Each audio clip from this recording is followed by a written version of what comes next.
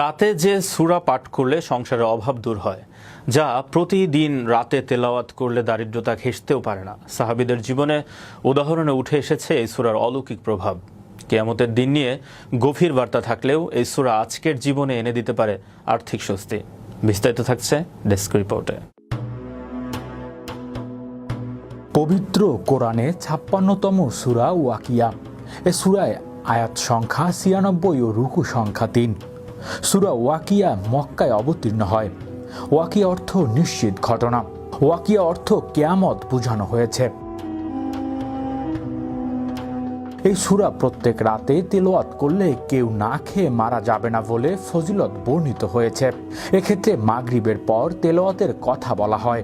তবে কেউ রাতে শুরুর দিকে তেলাওয়াত করলেও এই ফজিলত পাবে আশা করি।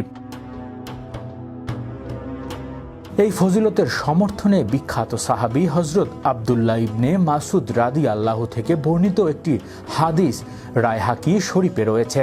সেখানে তিনি বলেন, রাসূলুল্লাহ সাল্লাল্লাহু আলাইহি ওয়াসাল্লাম বলেছেন, তাফসিরে মাহারিফুল কোরআনে রয়েছে, হযরত উসমান গনি রাদিয়াল্লাহু যখন হযরত আব্দুল্লাহ ইবনে মাসউদ রাদিয়াল্লাহুর মুমূর্ষু অবস্থায় তাকে রাষ্ট্রীয় কোষাগার থেকে কিছু দিতে চাচ্ছিলেন যাতে তার মেয়েরা দারিদ্র্য না ভোগ করে।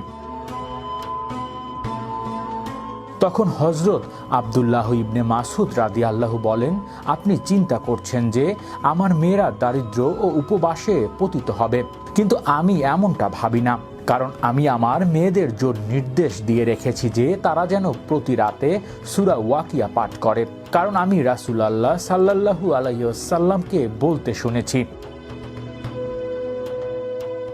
এ সূরায় বলা হয়েছে কিয়ামতের দিন মানুষের বিভিন্ন অবস্থা ও অবস্থানের কথা।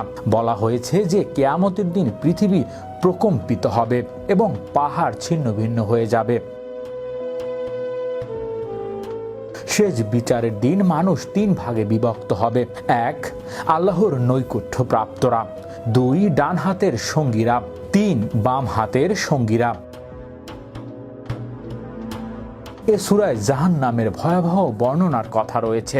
পাশাপাশি জান্নাতের অপরিসীম ও অফুরন্ত নিয়ামতের কথাও বর্ণিত হয়েছে। হৃদয় আশিস, বিশ্ব বাংলা 24 নিউজ ডেস্ক।